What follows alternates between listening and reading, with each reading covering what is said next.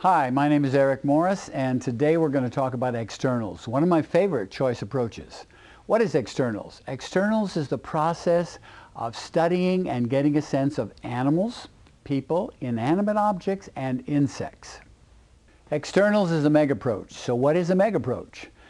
I have 31 choice approaches in my system. 5 of them are designated as Meg Approaches. A Meg Approach is a choice approach so powerful, so dimensional, so intense and deep that you can create a whole system of acting by itself. Externals is one of those 5 Meg Approaches. I want to mention a short list of actors who have used externals successfully in films. In The Godfather, Marlon Brando used a bulldog. Robert De Niro in Taxi Driver worked for a crab, and the way a crab moves as part of his character. Anthony Quinn in Zorba the Greek worked for creating a bear. And Johnny Depp in Pirates of the Caribbean worked for Keith Richards as his externals, a person external. It's a very popular and impelling and compelling choice approach. Getting a sense of an animal, a person, an inanimate, or an insect is not an imitation. I want to make that very clear.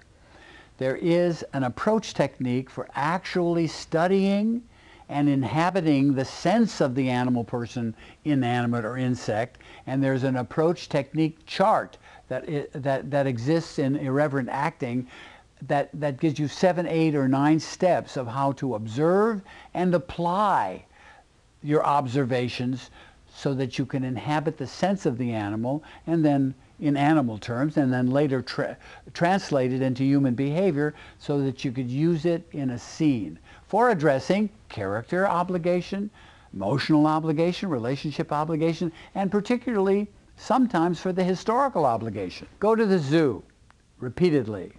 Go to the zoo, then come home and practice what you've observed at the zoo, like leading and secondary centers, rhythm, limitations, centers of weight and balance.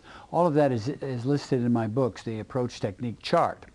And also in studying people, find places where there are a lot of people, like the farmer's market or other malls where there are dozens, a plethora of people that you can watch. Watch them for their leading and their secondary centers, for their idiosyncratic behavior, their character elements, their self-imposed limitations, their handicaps, and then try to get a sense of those people through your own body. And I promise you that once you inhabit the sense of an animal or a person, it will impact on the way you feel, the way you think, and your emotional life. I promise you that.